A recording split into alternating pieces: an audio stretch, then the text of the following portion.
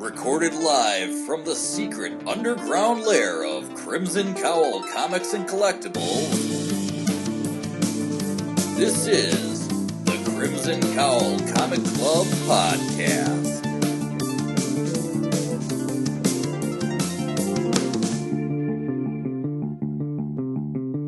The following issues may contain spoilers.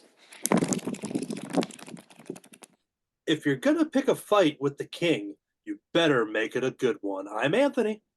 I'm Kirby. And I'm Katie. Welcome to issue number 292 of the Crimson Cowl Comic Club Podcast. Every time we record, we talk about comic books. We don't have any club discussions this week, but for upcoming club discussions, issue 12 of Once Upon a Time at the End of the World, which is available now. Then we have our Tales from the North, The Dungeon, the comic that is created by our friends David and David under Crimson Cowl Media.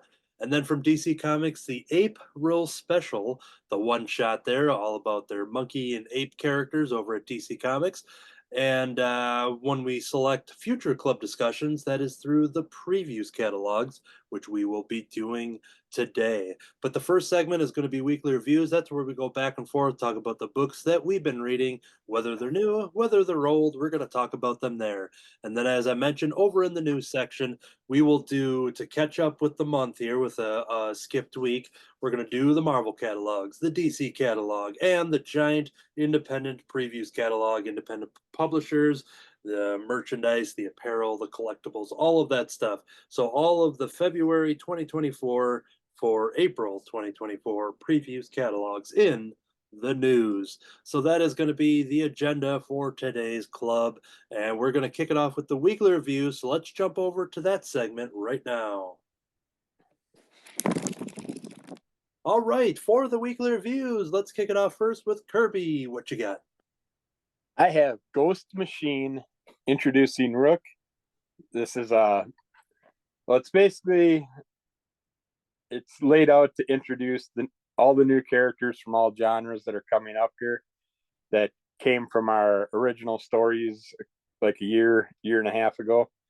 But we have the Unnamed featuring action-packed Geiger, Junkyard Joe and Redcoat. We got the sprawling sci-fi saga of Rook, the family odysseys of the Rockefellers and their friends, and the horror universe on Hyde Street. It's a great, nice, thick. I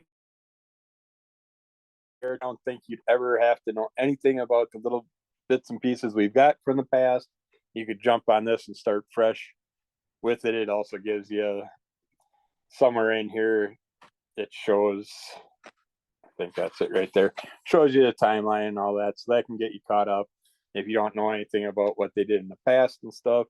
But it starts out with the Unnamed story where we got an old guy just talking to his grandkids around a fire, and he's just telling them stories about the past and what's going on. They're asking him about the glowing man, which is really popular from the Geiger storyline. Our glowing man and his two-headed wolf dog, and it gives you a nice introduction to them, a story about these characters, telling about their past, and letting you know enough information that you could easily start fresh.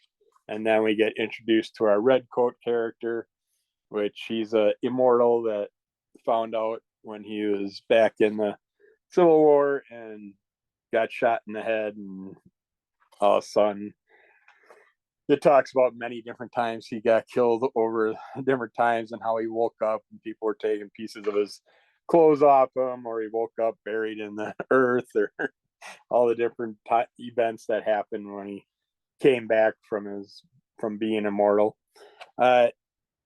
It gives you, each one of these stories will take each individual character and give you a beautiful layout, an introduction, gives you their history and stuff, gives you a nice little story about them, and it's just,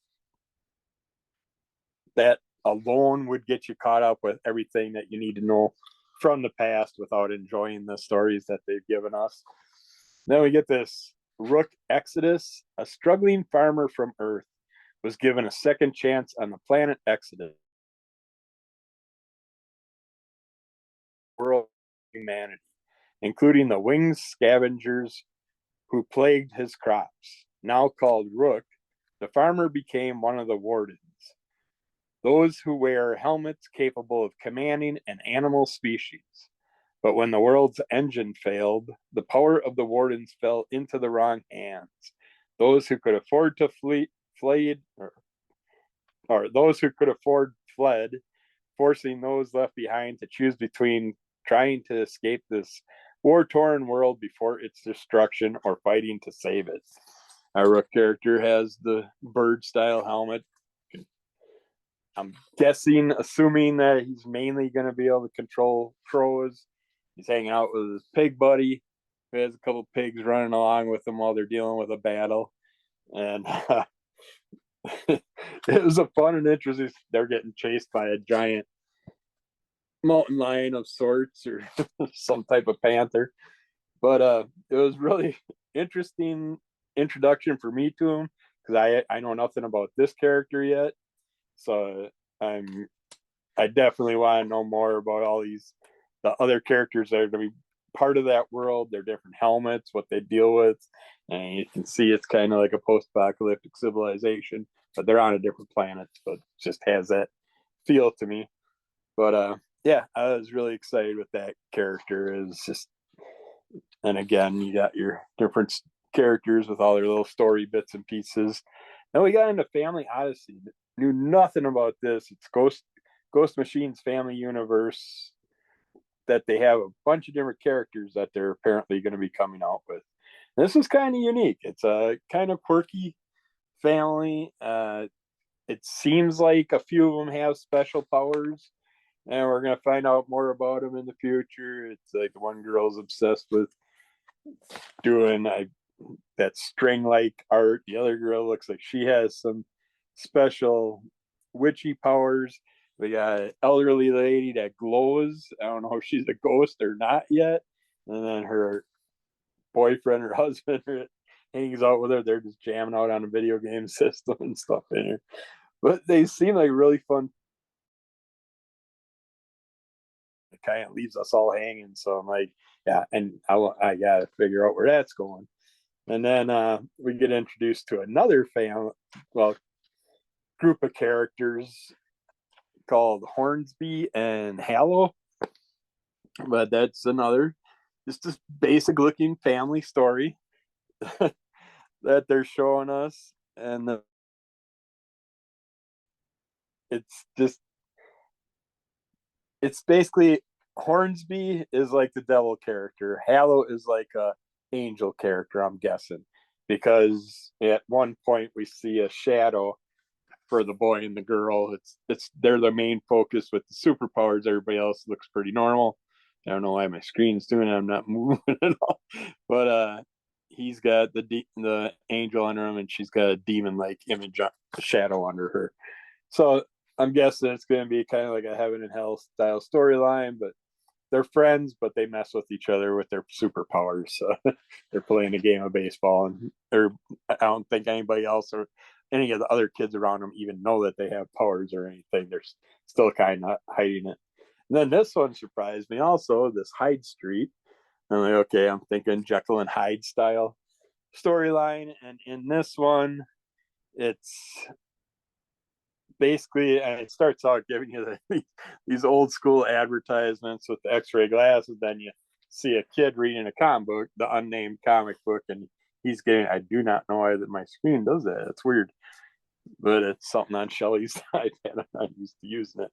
But it's basically every town has a Hyde Street is what its concept is. And on Hyde Street, all kinds of supernatural things happen. So yeah, this was a really good introduction to all these characters and nice layout, because they've been playing around with a couple of other one shots that introduced us to mix up of the characters, but now I know a bunch of that I'd never knew were coming out. It sounds like they're going to come out about midway through the year and into the fall. Those other ones, the Hornsby and stuff, and those family ones in the Hyde Street. But I guess I'm going to be following every single one of them. I'm stuck with it. I love this whole franchise. So check it out. It's through Image Comics, and it's the Ghost Machine group, but lots of fun characters. So that's from like the Jeff Johns Geiger World Universe Yep. thing. Okay, yeah. Yeah, you actually got quite a few people in this because you got Jason Fabok, Gary Frank, Brian Hitch, Jeff Johns, Lamont McGee, Francis Manicold, Brad Meltzer, Ivan Reese, Peter Schneisberg, Peter J. Thomas, and Matel Sachuk. But half of them I know their names, but so there's a good lineup of creators in this one. So I suggest it to anybody that's in that type of stuff, the strange and Cool. All right, let's jump over to Katie with another volume of a previous topic. What you got? All right, this week I have Spy Family, Volume 10. It's by story and art is by Tatsuya Endo. Incidentally, I Googled it and apparently you don't pronounce the X. It's just there for aesthetics, but I kind of like it. Spy X Family. But wow, what an issue.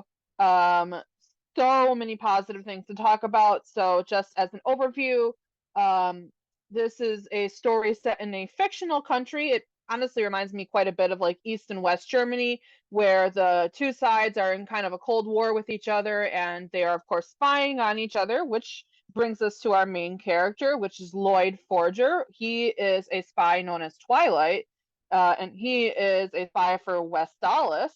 His wife Yor is an assassin, and she is an assassin in the employ of Ostania. They have Bond Forger, their dog, and then their adopted daughter Anya, who is a first grader and a telepath. So,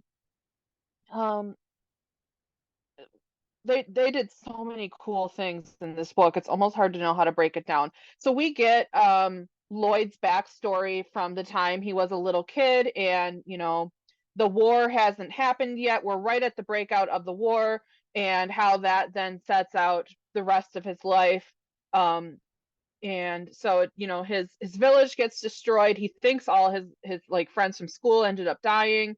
And as a teenager, he basically lies about his age to get around the age requirements, and he signs up to go to war. He's fighting for his country because he feels like Ostania, they killed all his friends, and a story that has been in fact told many, many times in different ways and continues to hit in such an impactful way in this book. So we see him as a teenager and as a young man fighting, and then one day he's out on a mission and he runs into his old school friends, but now they're all grown up.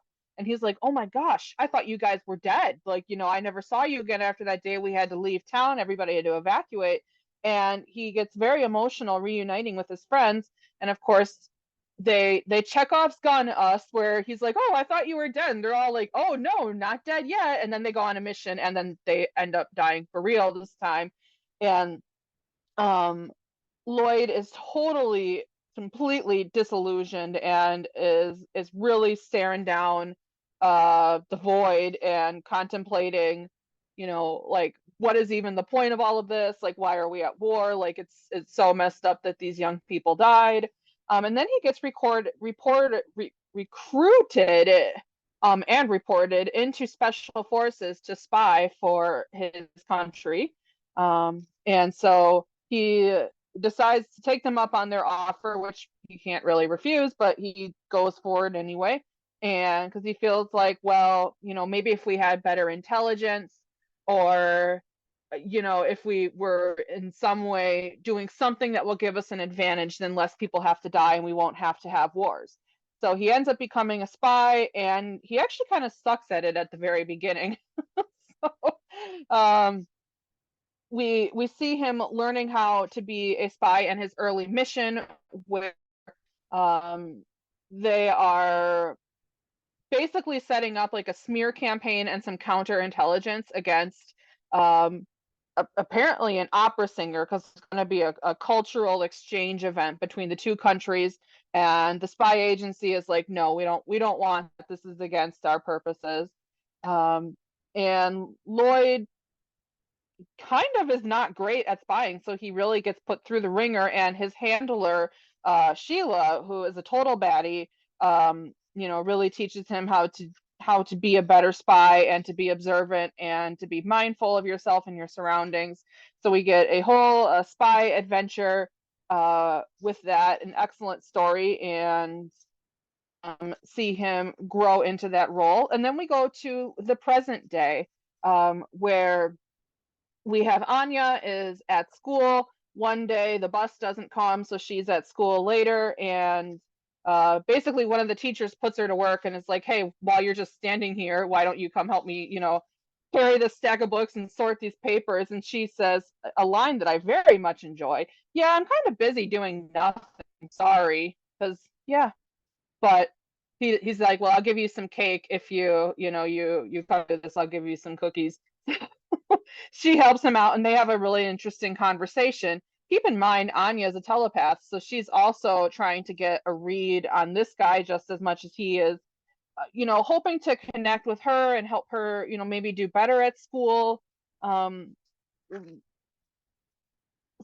I want to praise the author for is that even though Anya is an incredibly special little girl and she, I think, is very caring and in the way that a 6 or 7-year-old in first grade would, uses her gift to try and help others. She's a genius, but she's not a savant. It's still believable that this is a little kid who is, starting out in school.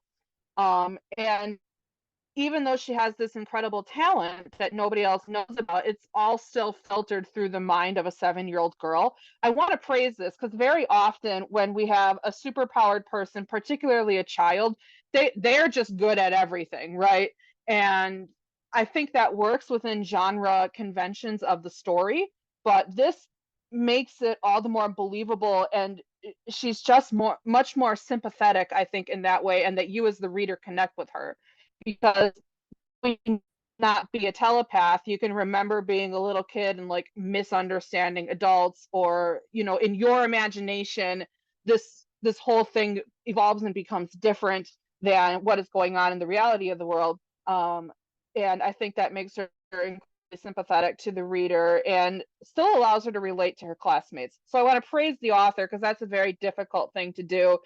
Writing children is always hard if you're an adult, and then to balance that between writing an incredibly gifted child but someone who is still a child is pretty cool. I thought that was very well done.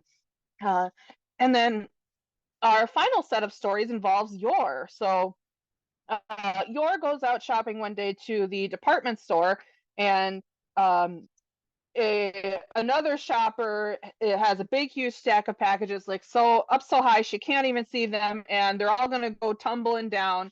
But Yor uses her incredible athletic ability developed from being an assassin to save the packages and save the lady from toppling down the stairs. And so the lady's like, oh wow, thank you so much, let me take you out to lunch. And Yor gets roped into going to this mommy like mommy friend group type thing, and they need somebody to fill in on their volleyball team for the mommy volleyball team tournament that day. And Yor is very athletic, but she's not good at like team sports, so she absolutely obliterates like the volleyball, but she doesn't really understand the rules, so they still end up losing the game, even though like she's just spiking it and all kinds of stuff. I don't know volleyball very well, guys, but it's funny, it's super fun. And again, another instance of, I think, humanizing a character who's very special in that, yeah, most of us probably aren't assassins, but we can understand like, hey, I want to try my best, I want to make friends, and how do I fit into the society around me? And then also just like completely not understanding the rules is something that I feel very often. I feel like there's a lot of unspoken rules to society that don't always make sense. But anyway, enough about that.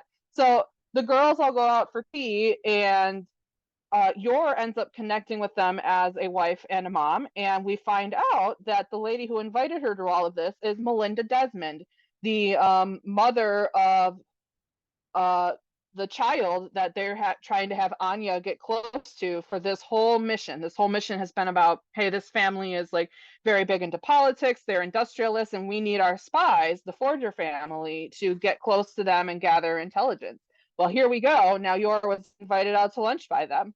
So that, I think, is a very interesting development that's going to show a lot of promise, and I'm excited to see where that goes. And we, at the end, we get a little mini cartoon. Anya loves to watch the show Bond Man, which is the show is Spy Wars. The character is Bond Man. She loves that cartoon.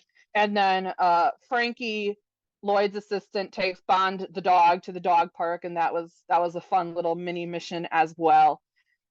Oh my gosh, such an incredible issue. You know, a very great story to read.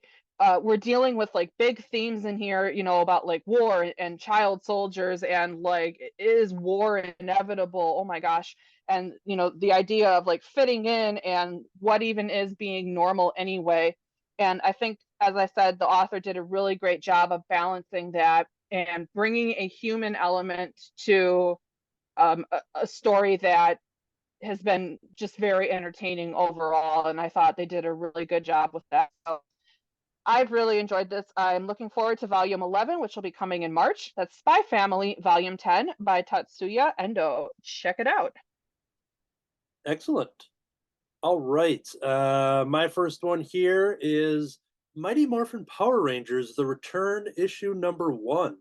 In an alternate universe, the Mighty Morphin Power Rangers finally defeated Rita Repulsa and Lord Zed, but at a terrible cost. In the wake of tragedy, the team went their separate ways. 22 years later, the long disbanded team reunites to mourn the losses of beloved friends, but Zack and Billy have some unexpected information to share. Jason, the Red Ranger, has been operating as a lone vigilante and has since disappeared. Will the remaining Rangers be able to track him down, especially with a mysterious figure in pursuit? Fans can experience something unlike anything they have ever before in the Power Rangers universe, in TV, or in comics. This is done by A.B. Joe Johnson, Matt Hodson, Nico Leone, Francesco Segala, and Ed Dukeshire.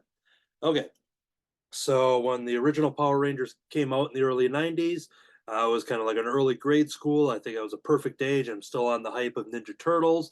Then on Saturday morning comes this live action, you know, these Power Rangers fighting these monsters and kaijus and assembling giant robots and creating bigger robots. And it had all the ingredients of something that was fun and, you know, a lot of good comedy in there.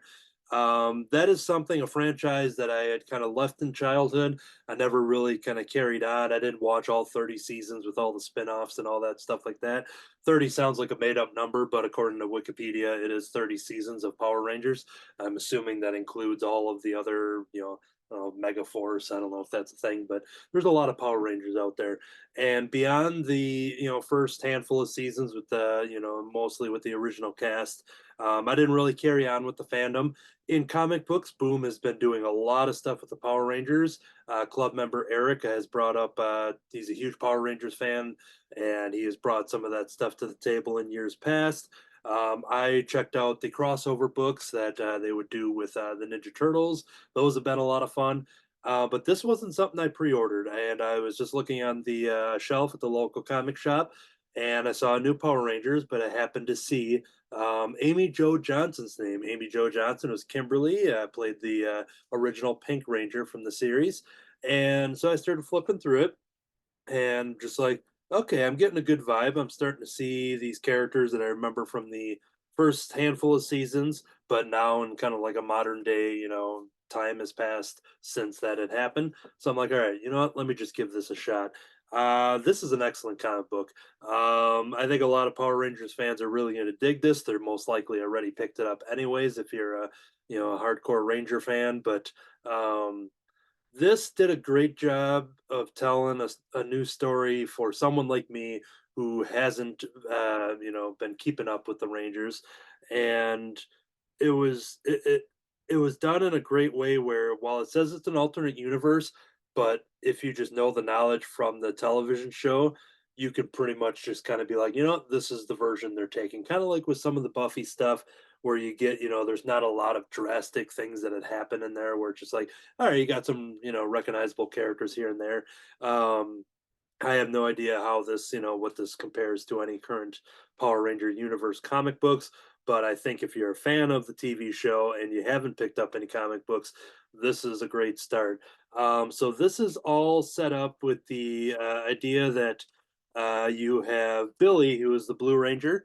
He is speaking at an event in Angel Grove, where they're from, because there is the Trini Kwan Memorial Park and Youth Center that they are basically unveiling here at Angel Grove. And what was really cool, because it's like right away in the beginning, and I see Trini is written on there. Trini is the Yellow Ranger, the original Yellow Ranger, and sadly, in our real world, the actress had passed away tragically in a car accident in early 2000s, maybe. Um, Tui Trang, she was the original Yellow Ranger, and I don't know what, I think the character had a different Yellow Ranger couple seasons into the show, but she was in like the first handful, I believe. And it was really cool to see this, them taking that, real world thing, and Amy Jo Johnson and her co-writer here kind of instilling that into this alternate universe Power Ranger story, because there's a lot of great moments where they're just kind of talking about missing Trini, and you could just see some of that stuff kind of pouring out with the real life actors, reacting to a friend and cast member from the show. And so I thought that was a really good kind of plot point to kind of bring us into this world here. We see some of our familiar characters. We see, I think, what Bull and Skull, I think the names were. They don't name drop them in here. We see Zach there, but Kimberly is the one that is kind of lurking in the background. Since this had happened, there's an event that happened where they kind of beat Rita and Zed, and they kind of disbanded. So you have like 2 decades worth of time where the Power Rangers are not an active team because they saved the world and that's it. But we find out from all of the different Rangers who are kind of meeting up here that while they're not suiting up, they are using energy from their power coins to do things that could benefit society. I'm just going to leave that for anybody who is excited to read this or hasn't read it yet. And Kimberly, who is going by a different name because there's something very tragic in her past where she does not want anything to do with this, and so she's kind of gone by a fake name in real life of the story, and she's a little perturbed to the fact that the Rangers have all been kind of doing stuff, even though they're not suiting up and jumping around and fighting crime. But she feels kind of betrayed that they all kind of made a pact and agreed to put all of this stuff behind them. And then, as the synopsis mentioned, with Jason um, running around and he's doing something, I will show that stuff because while it's a lot of elder rangers out of their costumes and such. This fully on, we do see some suit action here. So we have Jason, the original Red Ranger. He's all souped up, and it's a pretty awesome double splash page explaining what he has been up to. Because as the synopsis mentioned, he kind of went rogue and is operating as a lone vigilante, as it says. And I thought that was a really cool story setup, and it's a great ingredient for the plot to eventually get these Rangers to come together. So the other element I will talk about too, because once again, if you're a Power Rangers fan, you've probably read this before this podcast even gets published. But I think this could be a selling point. So not only did they honor the life of their real life friend Tui Trang, the Yellow Ranger, but the other thing that is addressed here too is Jason David Frank, who was Tommy.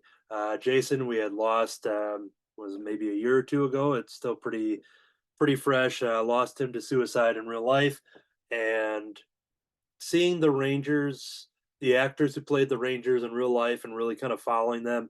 I had some interactions with Jason David Frank at conventions because he was always like easily one of the best personas to be at a con to kind of unite the fans, and like his booth always had so much energy. So if you have even the best actor or actress with their fans over on this side, you have Jason David Frank over here who is just like putting on a light show, and it's just like a huge circus, and like tons of awesome stuff that he does because he just like made everybody's experience so amazing for the Power Ranger fandom and everybody that got to meet him. And I got to be in one of his selfies with the crowd because I was actually in the next line over for somebody else at the time, and he takes a lot of video and stuff like that. So I went to his like Instagram or something, and then I found myself in his photo and stuff. But they do touch on the status of Tommy within this Power Rangers story as well. So it's it's a tragic loss for both of them to not be with us today. But I think Amy Jo Johnson co-writing this story, which I think she's maybe done some children's like prose books or children's reading books, picture books. But this may be her first step into a comic book world. I could be wrong on that, but I think using the real life pain and loss, I think really instilled a powerful beginning. I don't know how many issues this is going. I'm going to assume 6 issues, 5 or 6 at least. But this one has definitely got me hooked, and I will see this one through. So excellent, excellent stuff. So if you are reading Power Rangers in the comics, you've already have this. If you haven't watched Power Ranger or done anything Power Ranger related since the TV show, this is an excellent piece of comic book story to jump in right now. So that's my review on that. Hopefully, down the road, when we see club member Eric again, there's a good chance that he'll probably talk about this as well because he could probably talk about it with more passion than I brought right there, which probably says a lot because he's got a lot of current fandom with Power Rangers. So, Mighty Morphin Power Rangers: The Return #1. All right, we got Darkwing Ducks, Justice Ducks. I think it's just called Justice Ducks, but Darkwing Duck is the headliner on this cover at least. This is from Dynamite Comics. We got Roger Landridge, Carlo Loaro, Jeff Eckelberry, Mirka Andolfo, and Nate Cosby working on this. It starts out with a fun little thing with Stegmutt showing off. He's got his super strength, and he's showing off to the masses all the things that he can lift, and he keeps going bigger and bigger and bigger until he decides to pick up a big old truck, and as he does, something grabs the truck from him and lifts it away, and it just so happens to be a giant robot type duck that appears. So I don't want to show off anything that's going to give anything away beyond that point, and it's your standard beautiful cartoon works of all the duck characters that we know from Disney. Your main characters in here, I mean, it basically starts off with that, and then this big kaiju type duck shows up, and all of a sudden we start seeing Stegmutt can't take care of it himself, so he needs some help, and all of a sudden some other characters hear about what's going on, and we get our Justice Ducks that show up, which are basically Launchpad, Gizmo Duck, Launchpad, Morgana, and Neptunia, and Darkwing Duck all appear.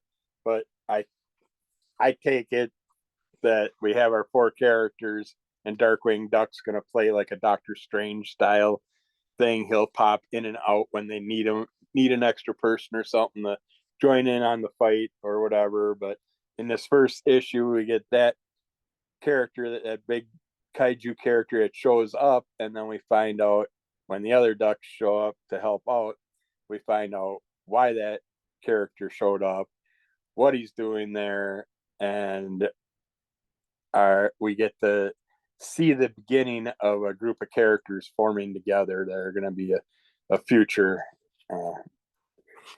gang of crime busters together. And I really enjoy this group of 4 characters. They all have their own unique abilities and stuff, and this first issue is really fun with Darkwing and everybody in it. And I think I only pre-ordered the first issue, and I was just going to hold off and see what happened. Whereas Darkwing Duck, I went the first 3 issues, then pulled away and wish I wouldn't have. And now this one, I definitely want to jump on. Is this was more fun than the Darkwing Duck lineup? Just I'm guessing because all the extra characters, just felt like you got so much more out of this first issue. But yeah, if you like any of those characters, I'm sure you'd enjoy this, and they all are fun together. And I would expect Darkwing Duck to make lots of appearances in the future, some way, shape, or form, since his name is included with the title. So, but yeah, check that out from Dynamite. Oh, cool, looks fun. All right, the next one on my list here is another off the rack purchase. Something I do remember from the catalog, but I just kind of laughed at it and passed it by. But I was in the mood for it. Godzilla Valentine's Day special. Um, it's not as silly as it sounds. Like, it's not Godzilla, going out on dates or anything like that. But even though I would totally read that, this was a very good story. Is there anything as romantic as seeing the world together, hopping from country to country to take in the sights and splendor in the fleeting seconds before Godzilla smashes the skyline? Truly, there's nothing like the thrill of an international game of cat and mouse between an intrepid amateur kaiju researcher and a global kaiju response lieutenant. But when you're up against Godzilla, it's hard to have a bigger crush.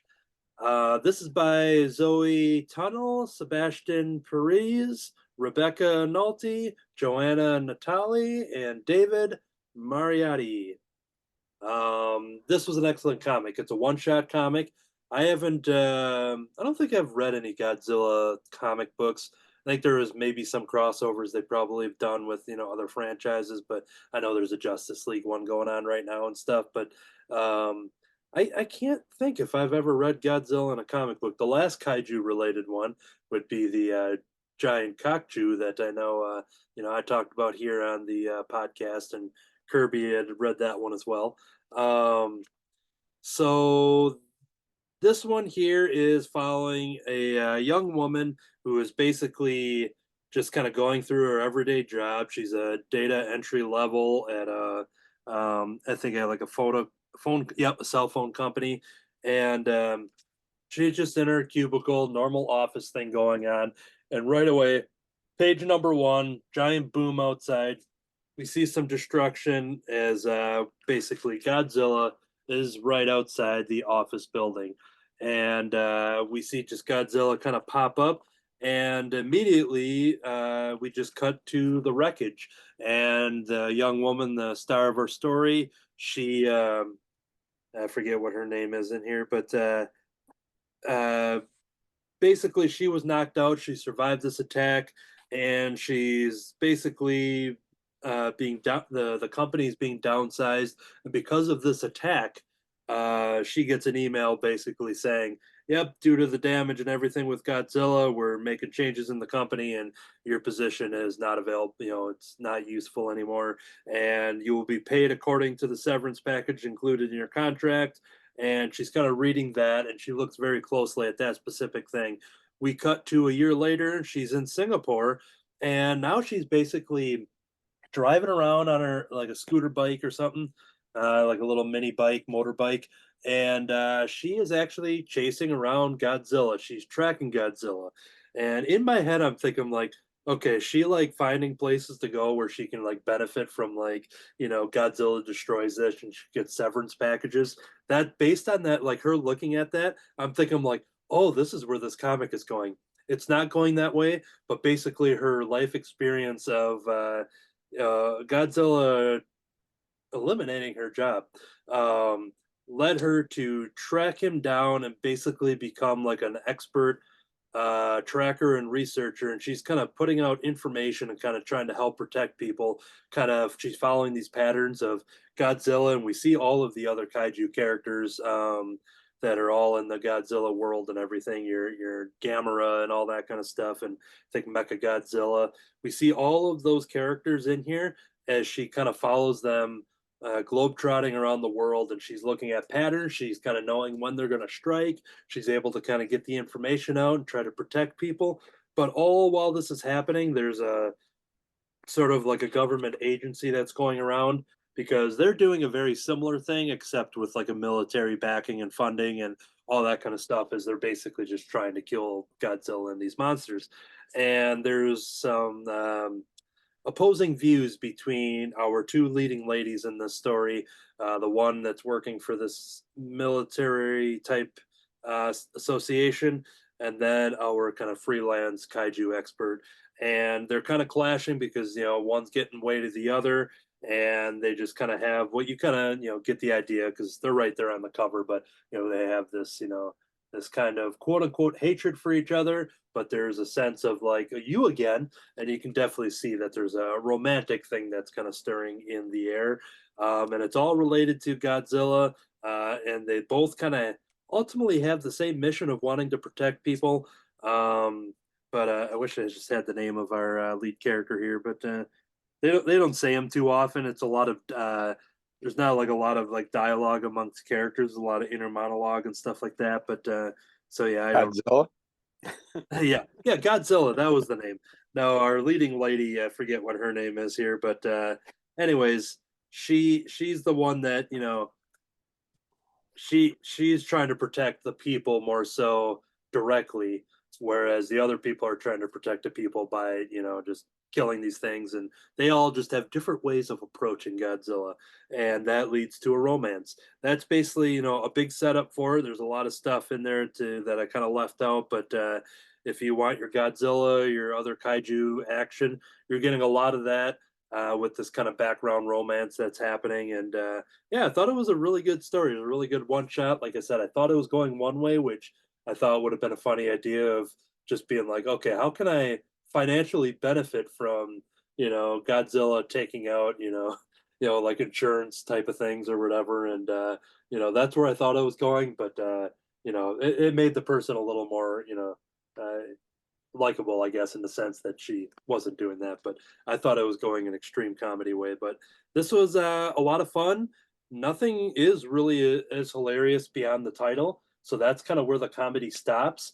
It's not a slapsticky parody type of thing, as the title could make you assume. But it was definitely a very good one-shot story.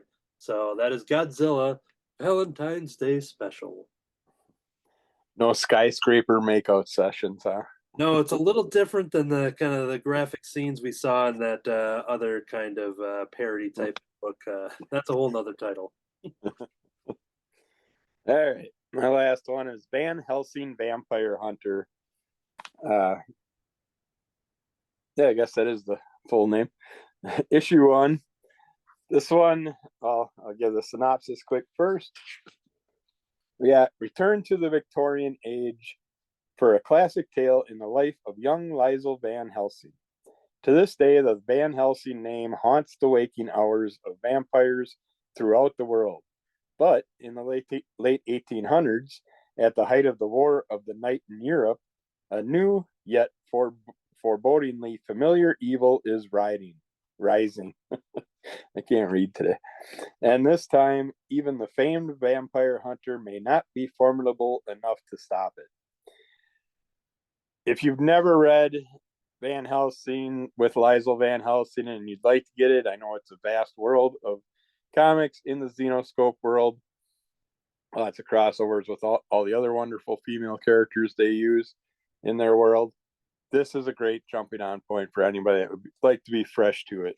I don't think you'd need to know anything from her past to read this. And this is a simple 3-issue run that they're doing, but it starts out basically with a nightmare that Liesl's having of her something from her past, a battle that she dealt with in her past where she lost her dad. And it leads itself into vampires, vampire hunters. We have a lost vampire hunter. It's a group of Liesl with a group of other hunters. They're hunting, going to a place where one of their friends that's a vampire hunter went to, and he just hasn't checked in, just disappeared for quite a amount of time. I don't know what the timeline was, but he was gone for at least a couple months or something, and everybody started worrying about him. Liza showed up and they told her about everything that was going on, so they decided to join up and go to this place that he was last known to go to and find out, see if they can figure out what happened to him or where he's at, and get caught up with him. And it takes them into the search that gets them way more than they expect. It's gonna take them deeper into this vampire realm that they're going to be dealing with in these 3 issues, and gives a little bit more background of why he was there and why he decided to hunt these certain vampires by himself, and what happened with him when he got there and stuff. But it's a great jumping on point for anybody fresh to the series. And I love this character. I love all these characters in the Xenoscope world. You have everything from Liesel, the vampire hunter. You got a Jekyll and Hyde character. She's basically Liesel's friend. It's her muscle when she needs it. And you got Robin Loxley. She's a one-eyed archery specialist. And now we got coming out Pooh, a Winnie the Pooh style character coming up in the new previews catalog and stuff. So they got a good array of different characters if you're into any of those from past history and you want a female stylized format for them. And they still have the history to the original Van Helsings and stuff like that. Like her dad was the Van Helsing vampire hunter that we know, and then she took over his trade after he passed and all that stuff. But yeah, this is a great series to get on if you're into that at all. So it's got a little steampunk feel to it. Good. All right, well, that is going to do it for the weekly reviews, but we have a big news segment, so let's get to it. And now the news.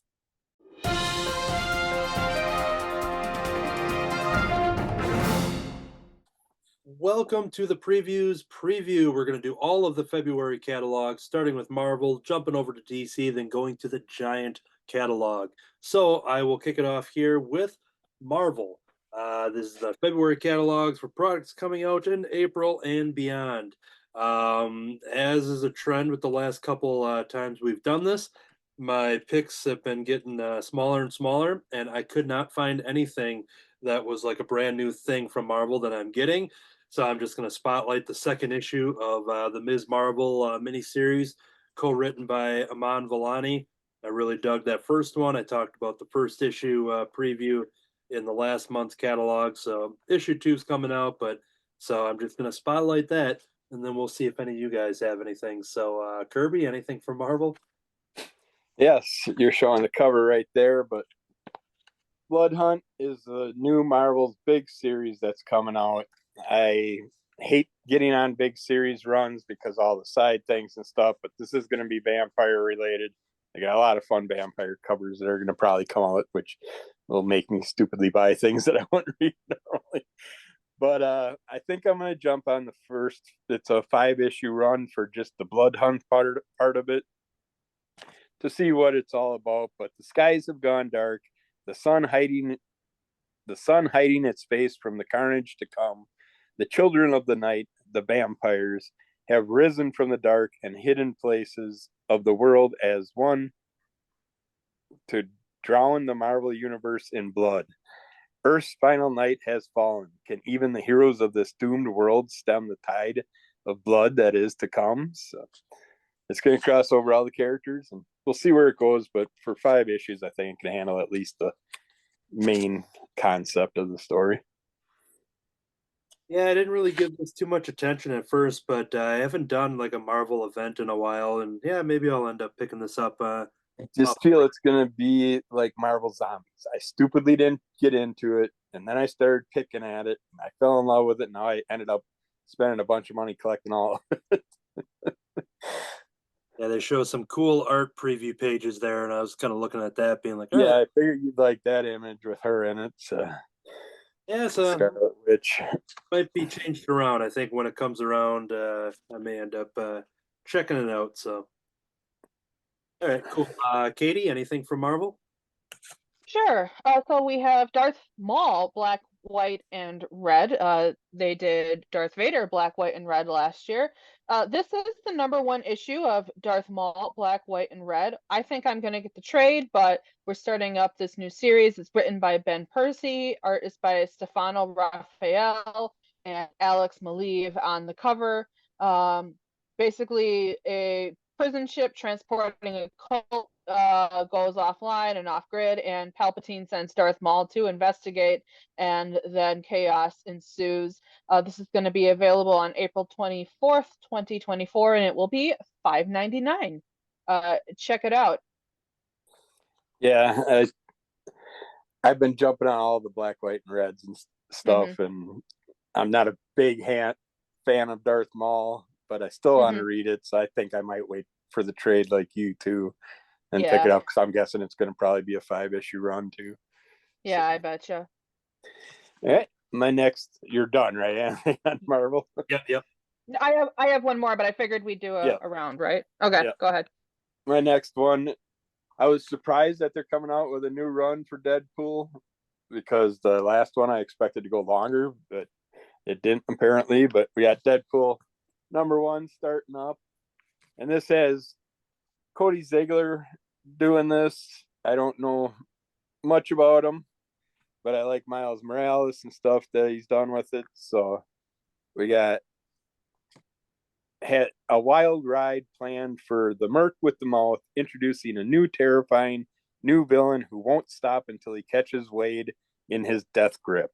But all work and no play makes Deadpool a very dead boy. But yeah, a new character. I figured I'll at least check out the first 3 issues of it and see where it goes. Cool. Katie? All right. My last pick for Marvel is not new to me, but it might be new to some people. We have a Star Wars Epic Collection, The Old Republic #1. The reason why I'm highlighting this is I spent a year tracking down an affordable used copy of this, and it still cost me double what they're reissuing it for. It is very good. I enjoyed it. This is The Old Republic, so it is kind of like a prequel to the game.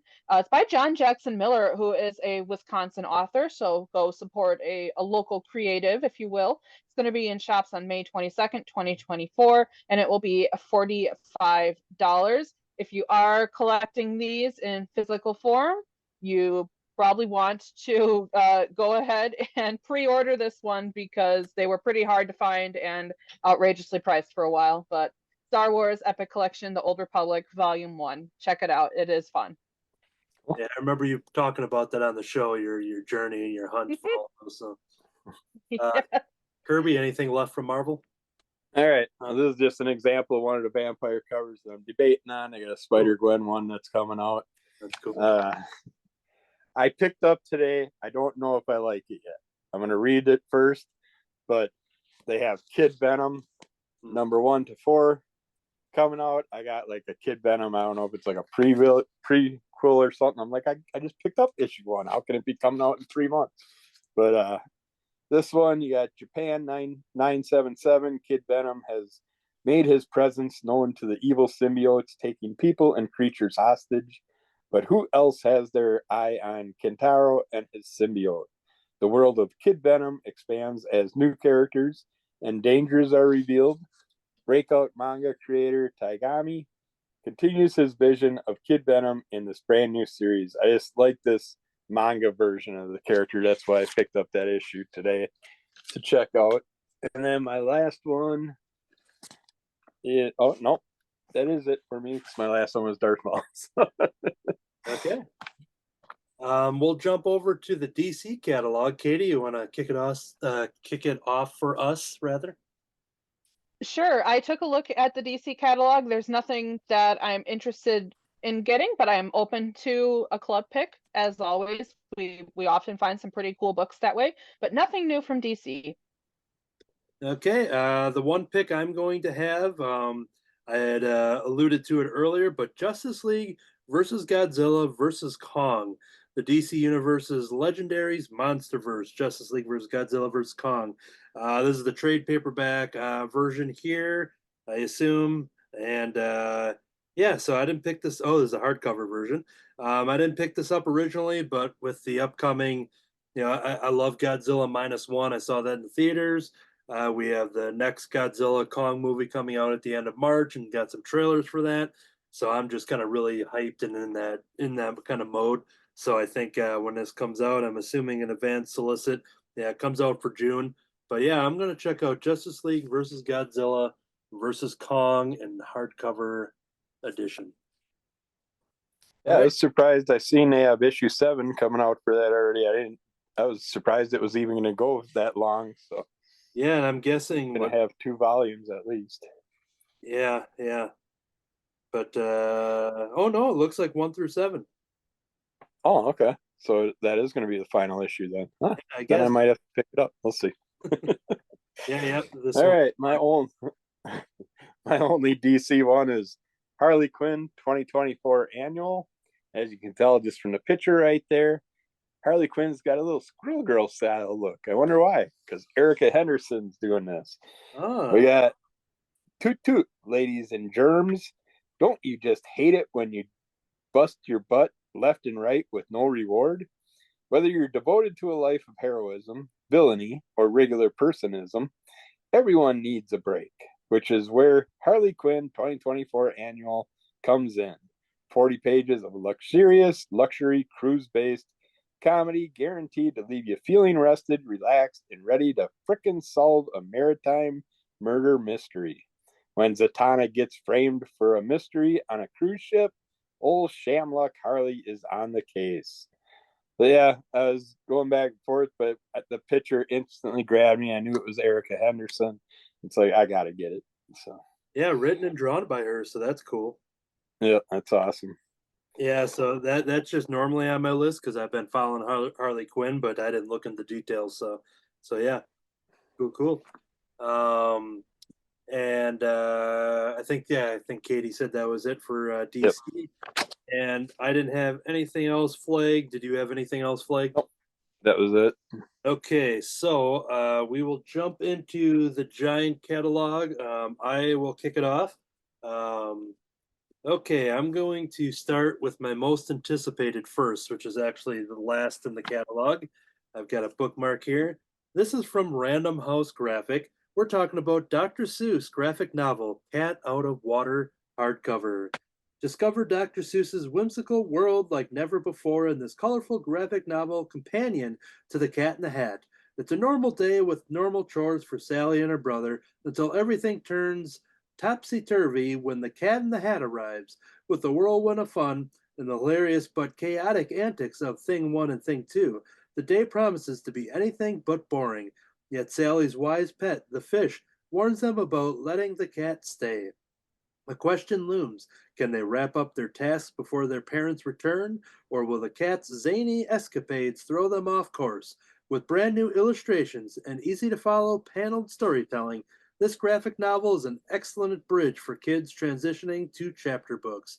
This is done by Art Baltazar. Art is, I'm trying to think here if there's any other, yep, I think that's all for the credits.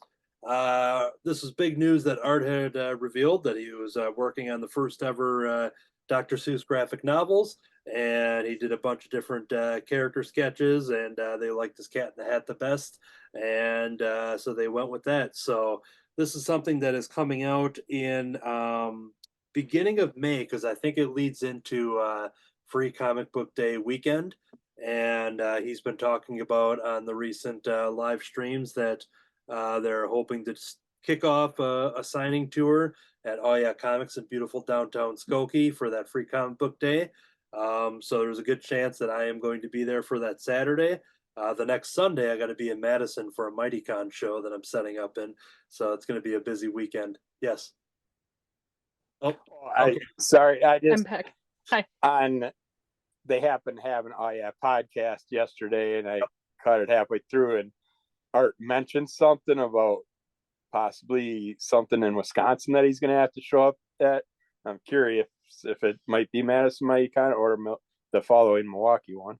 Because I noticed he had mentioned Milwaukee, but I think because they were talking about the DuPage Comic-Con that's happening like in a month or two.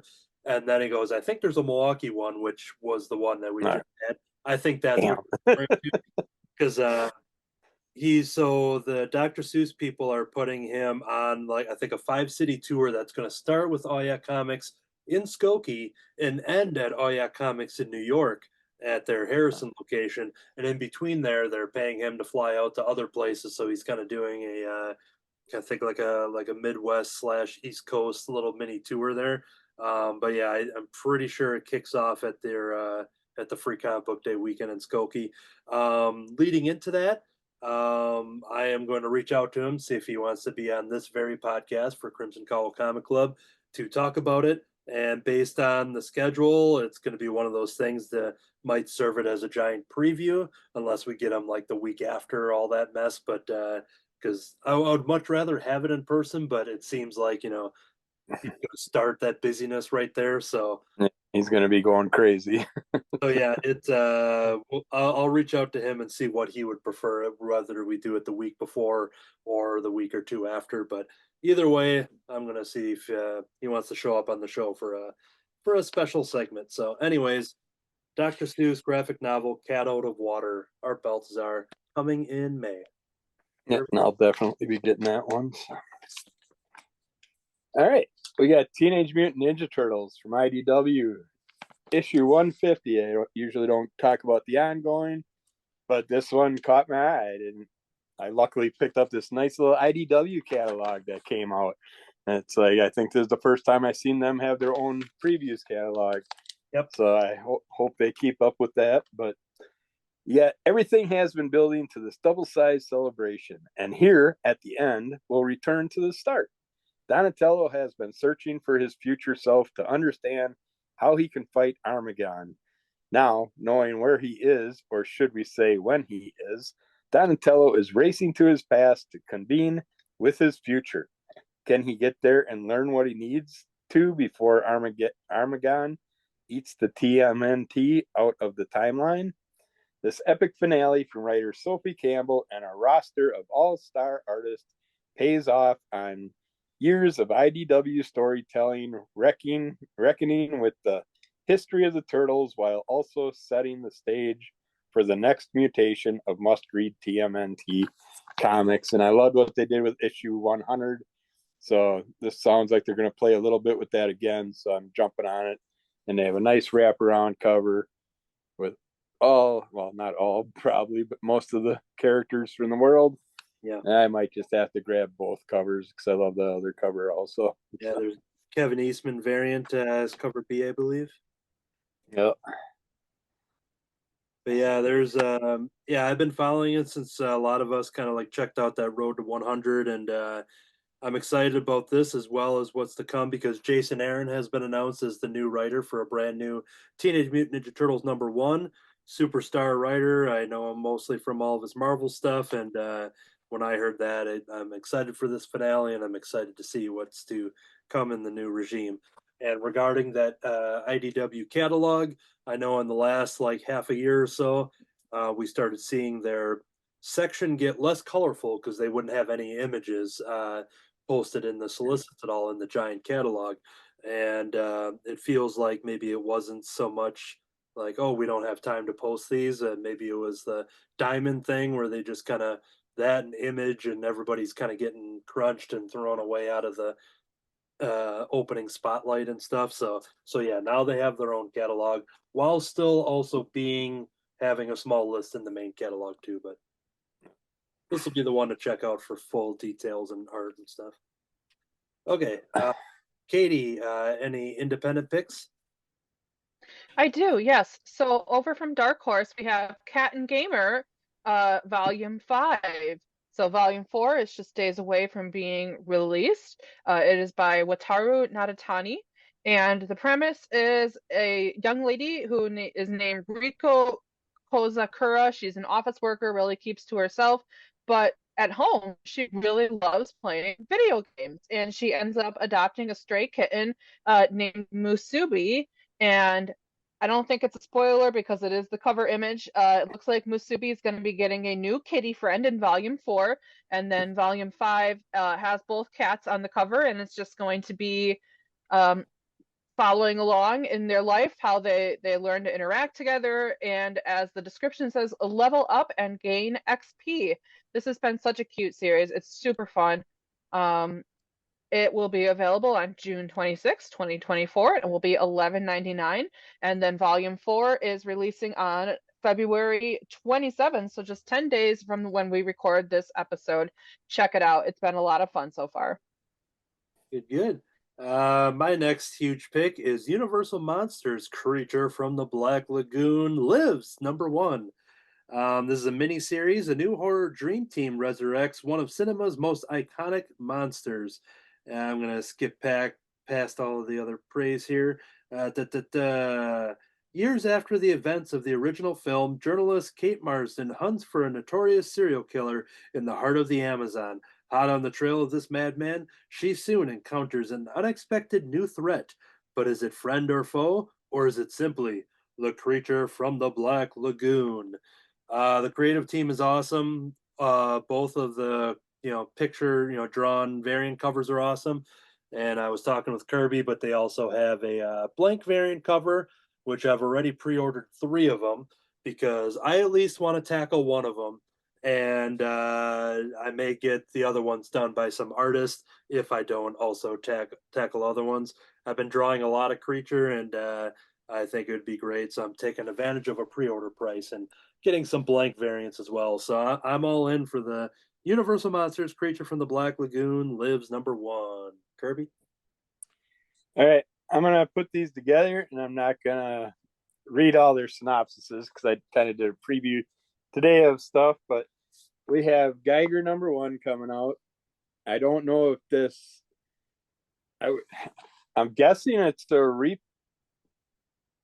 reproduction of the original Geiger series. But yeah, it is the ongoing series, so might have some new stuff in here, but I think it's off the base, the first one. Then we got Redcoat #1 coming out, and Rook #1 already in this catalog. So I will definitely be jumping on all 3 of those. Cool. All right, Katie. Okay, also at Dark Horse, we have another run of Witcher comics coming. This time it's going to be about Corvo Bianco. You haven't played The Witcher 3 or are playing it, that's going to be a major spoiler, but that is from the Blood and Wine expansion.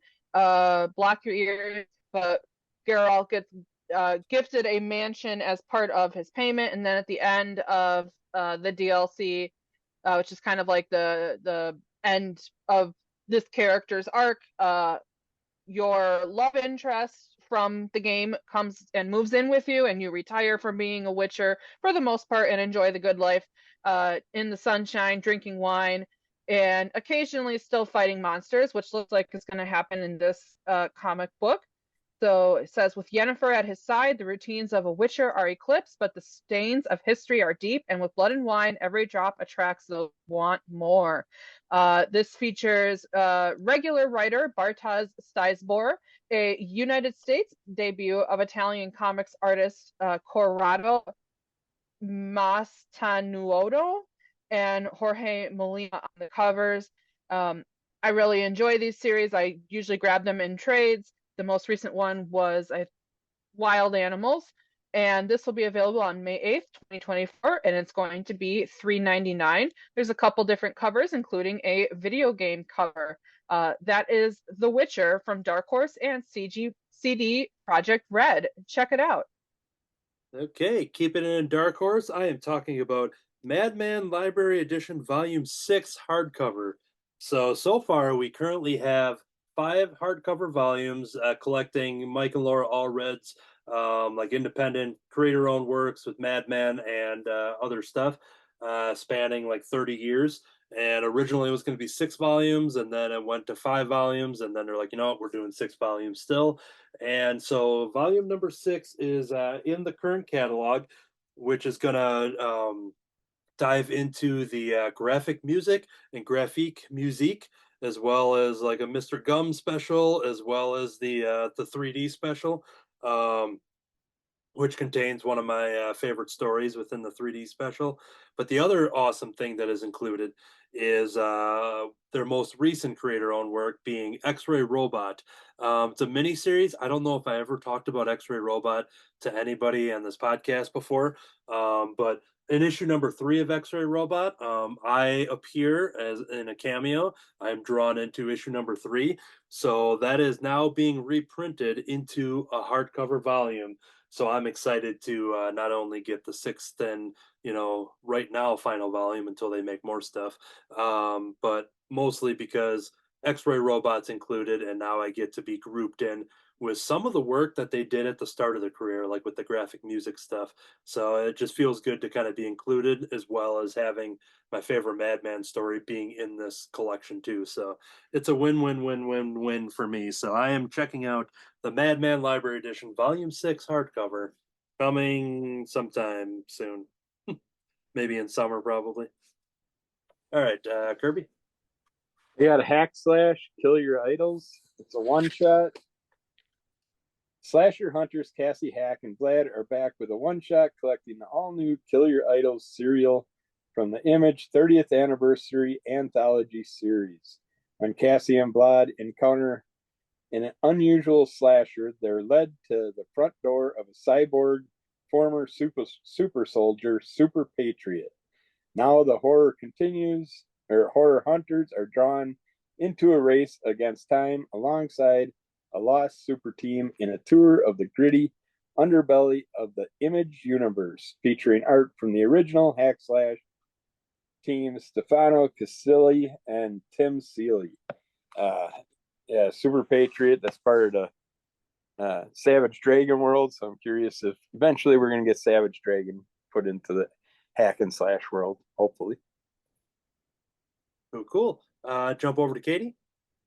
All right, my last pick for the indies is still in Dark Horse. We have Kanto, the hardcover edition, Volume 1.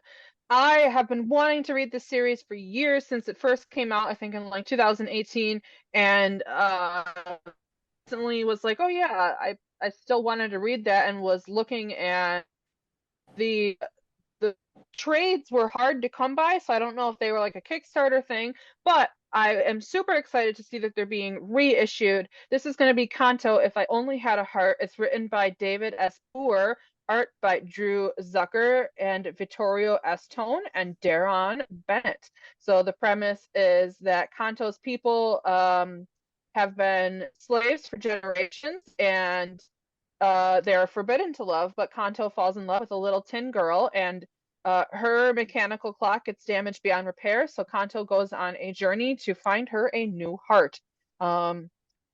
This reminds me quite a bit of The Wizard of Oz, so I'm going to be interested to see if that is part of it, but I've only heard wonderful things about this series. I've read a couple just floppies, and they've all been lovely.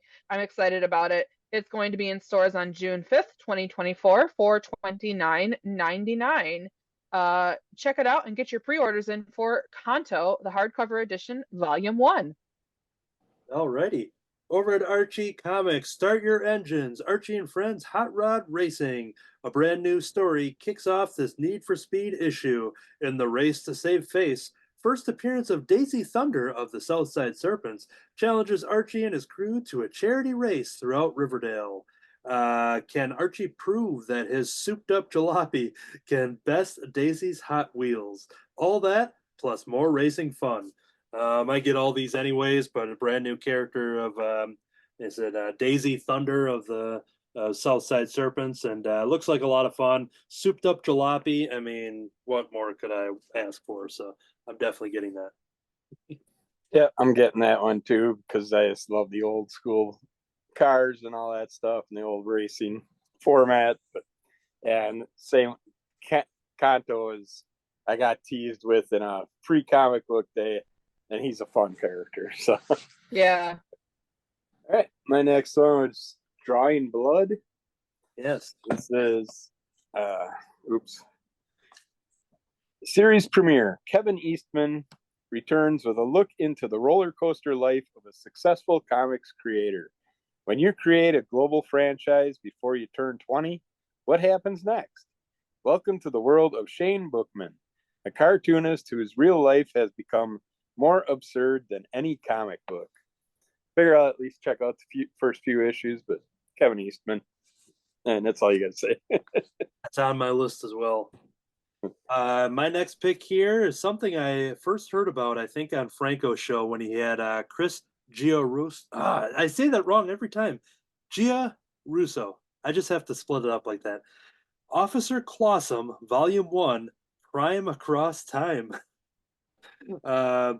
All right. Caper Cove's crime fighting duo, Clawsome and Stariana, are back to solve a time bending mystery of epic proportions. A puzzling mystery is afoot, and Officer Clawsome and his partner, Stariana, are on the clock to solve the case. But the investigation takes a turn for the strange when the town's resident evil genius, Brain Sturgeon, dives into a portal of the past. Fighting crime, dodging dinosaurs, and wrangling Wild West outlaws, these two best friends have gotten tangled up in a mystery fit for history. Fit for a history book, rather. I'm too excited for this.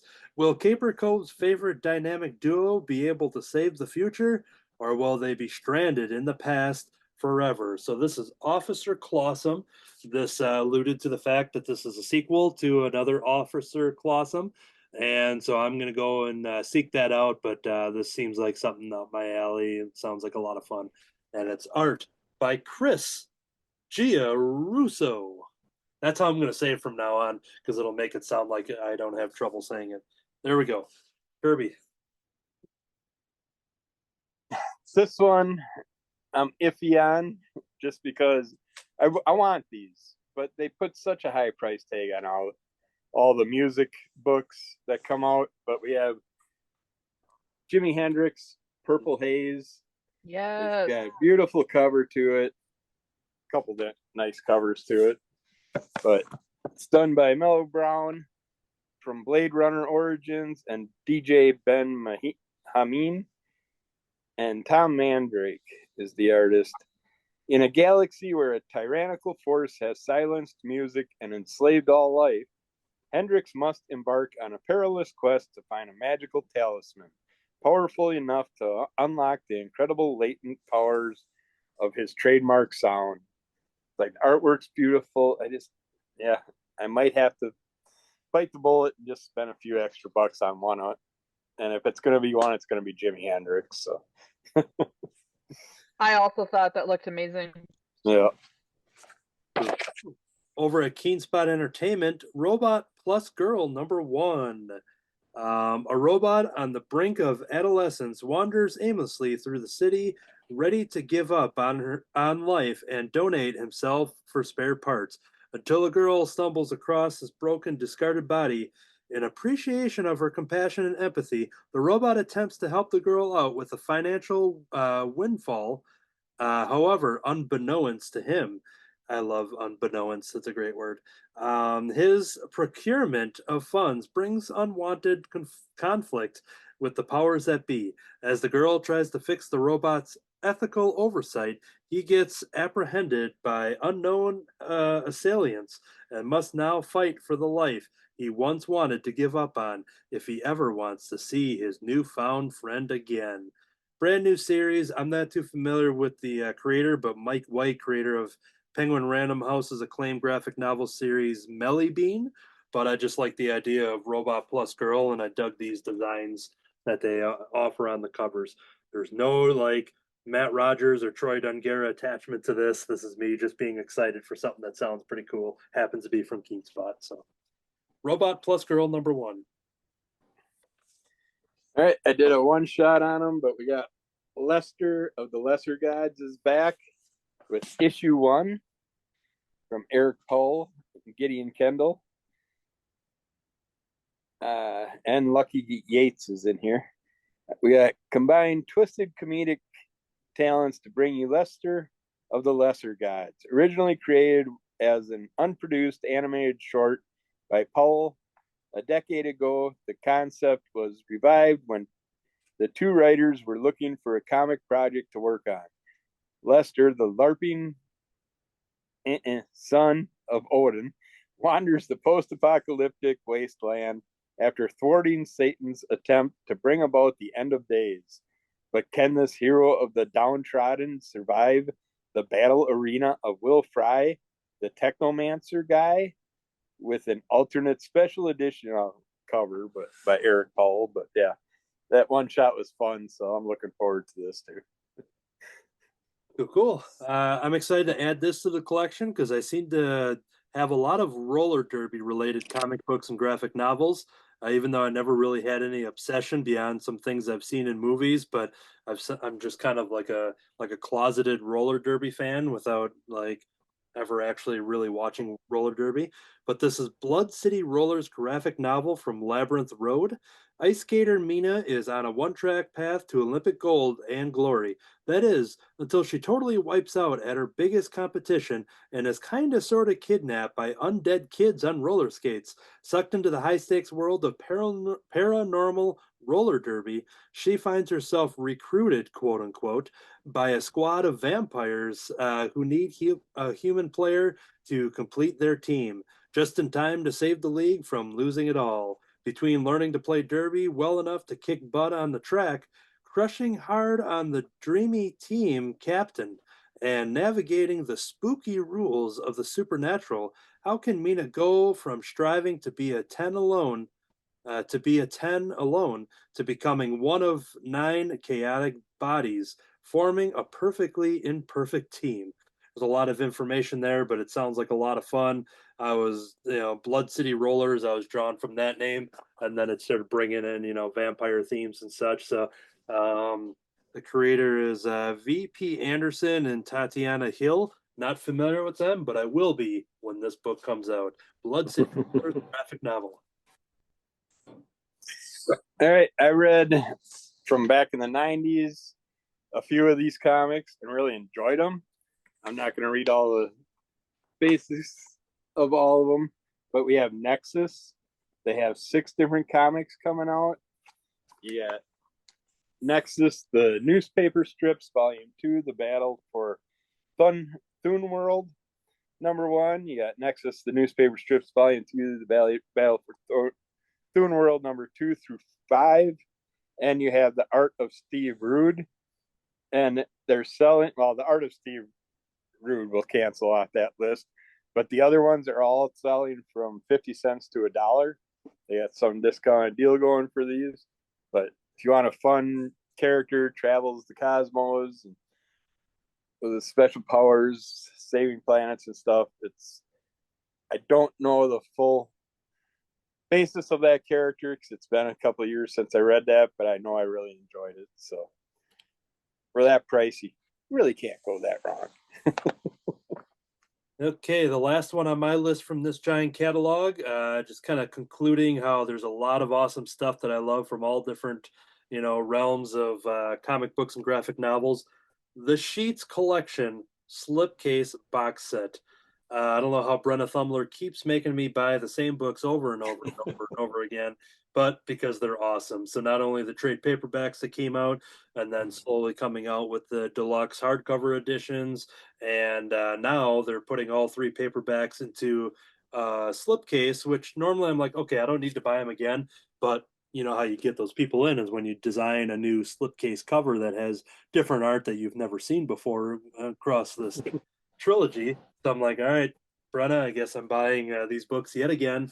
I've even bought a couple sets where I just like getting ready to gift them when certain kids in my life are getting older. I can hand them off to them, and Sheets is the trilogy I'm just gonna never stop buying. So the Sheets Collection slipcase box set from Brenna Thumler at Odin Press.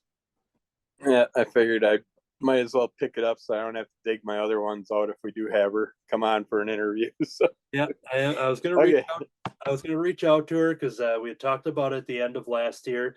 She has the hardcover of Delicates coming out soon, but I think there's like a mystery project that she still hasn't. There's a lot of stuff that she keeps like announcing and doing. For instance, following her on Instagram, there's a Sheets musical that's happening locally to her that she wrote and they're being casted. It's all like she's a big theater person and everything like that. And I think she had acted or actually she wrote a play or something with some local theater group to her, and so now there's like a Sheets musical that's happening, and I'm like, I got to figure out. I'm like, I got to get like a bootleg of that or something like.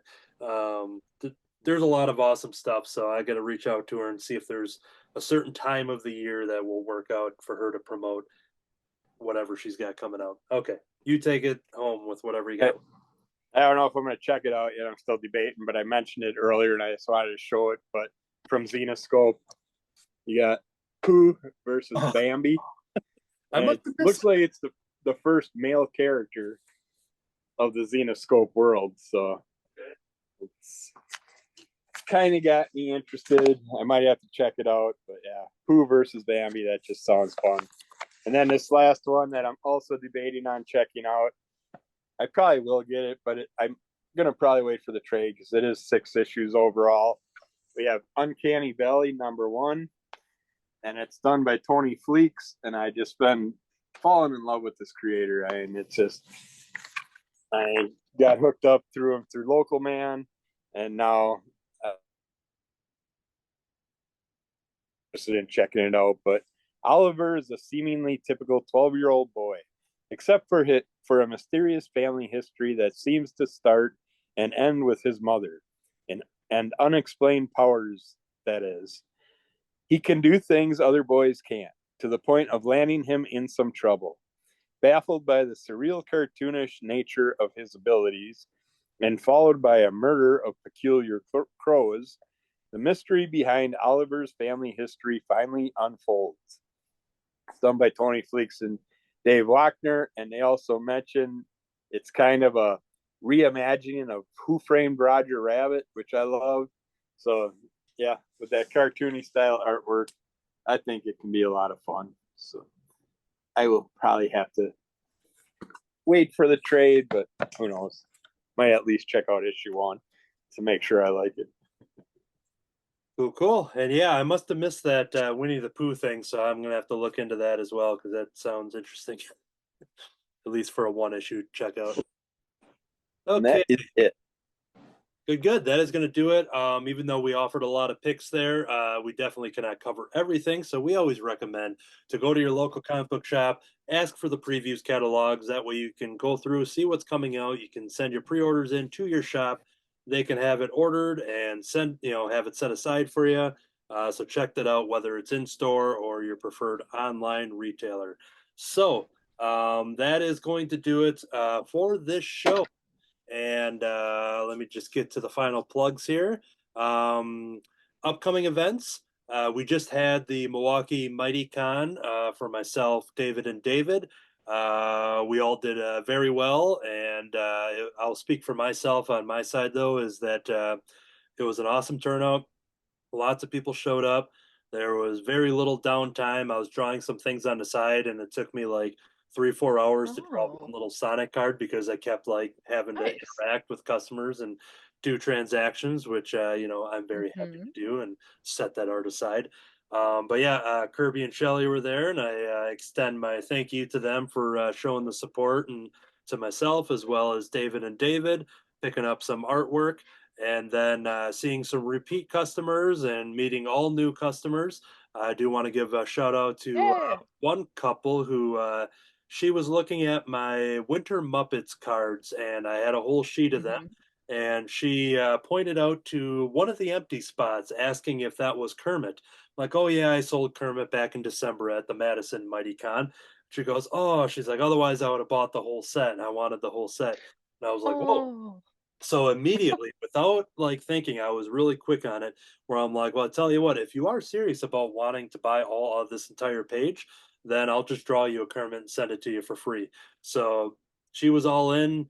And then I sent out, I can't show them because they were in the mail and they showed up to their new home.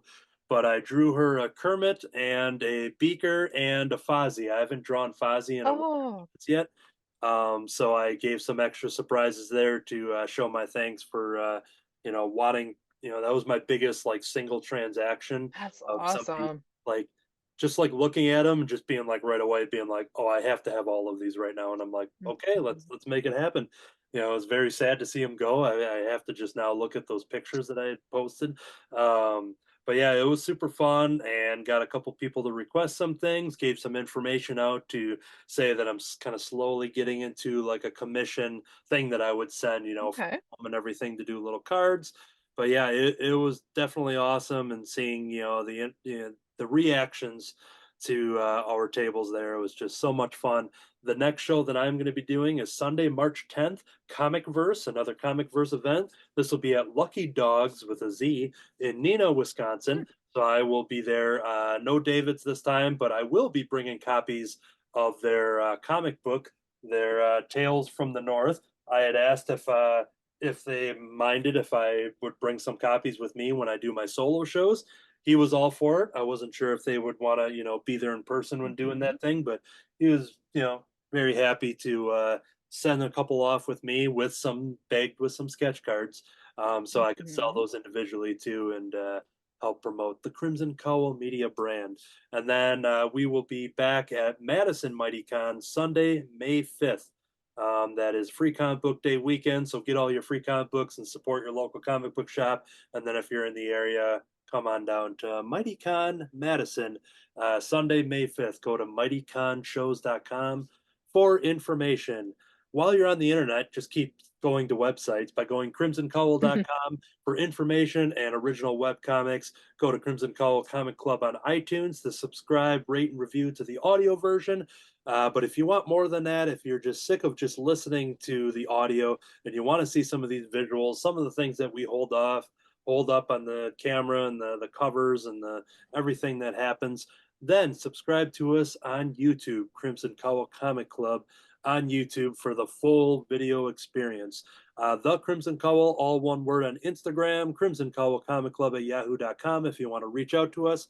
Kirby has a spin-off podcast called Under the Cowl of MS. Is there anything you want to promote that's been coming out or anything that's on deck for Under the Cowl of MS? Speaking of Milwaukee MightyCon, you can check out my purchases from Milwaukee MightyCon on there.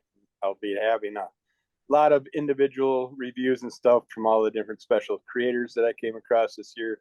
There was awesome. This was one of my favorite ones this year. I met a lot of new creators in Nice. this one, and then I've been putting out some more single reviews on Instagram, and doing the other comic book reviews and stuff are still going good. But yeah, check those out, including one that has the geriatric gangrene gerbil one out there on Instagram. But lots of fun stuff I've been picking up. There you go. So follow Under the Cowl of MS over on Instagram, wherever you get your audio podcast, as well as YouTube. And I have some art accounts over on Facebook and Instagram, Anthony Laatsch, Laatsch. Give my accounts a follow. I post almost daily. I've got so much stuff that I have weeks worth of stuff to post, and it gets more exciting every time. I also host Cartoonist by Night over on YouTube alongside Troy Dungara, as well as Matt Rogers and Matt Fife, and a frequent guest, which is D. Brad Gibson. So a bunch of cartoonists hanging out, drawing and talking. We had our Brian Lynch Muppets episode where he's talking about everything about the Muppets, as well as the Hot Wing of Justice, who is a former guest on this very podcast. So check out the back video feeds. You won't find that I don't think it's on the audio feeds anymore. Those get kind of, there's only so much you can hold on the audio feed, but jump over to the video and you can see that with Brian Lynch, as well as a drawing Mhm. video on Cartoonist by Night. We have another episode in the can that will be out right around the time that you're listening or watching to this. But we invited Eric Wolfgang, who is the artist of Super Fun Altogether, the book that I reviewed here on this show a couple weeks back, maybe a month back at this time. But he hangs out with us. He is a Chicago-based cartoonist, relocated to Florida. He has tons of awesome stories. We finally had a guest on the show that will talk more than I do, so I get to just kind of take a back seat and I just get to draw and just listen and hear awesome stories. He kept apologizing beforehand. He's like, if you mention anything, I'll talk about an hour for it. Like whether it's just like a bottle, talk about a bottle cap, you'll talk about an hour, about a bottle cap. And I'm just like, hey, that's awesome because I just I get to relax a little bit and save my breath. He's gonna probably do the plugs version of this podcast because I always run out of breath. So maybe I'll have Eric Wolfgang do that. But no, Eric Wolfgang, awesome artist. I show off tons of examples of his work, from original art to the comic book work. A lot of awesome stuff from Eric Wolfgang. So that'll be a future episode of Cartoonist by Night, already in the can, needs to be edited. All right, that is going to do it then for this episode. Thank you all for watching. We appreciate it. Give some likes and some follows and some shares and tell a friend about it. We have a lot of stuff going on, Crimson Cowl Media and everything related to it. This whole time, it's been Morphin time. I've been hanging with ghosts, ducks, vampires, and a two-headed wolf. And I'm busy doing nothing. To be continued.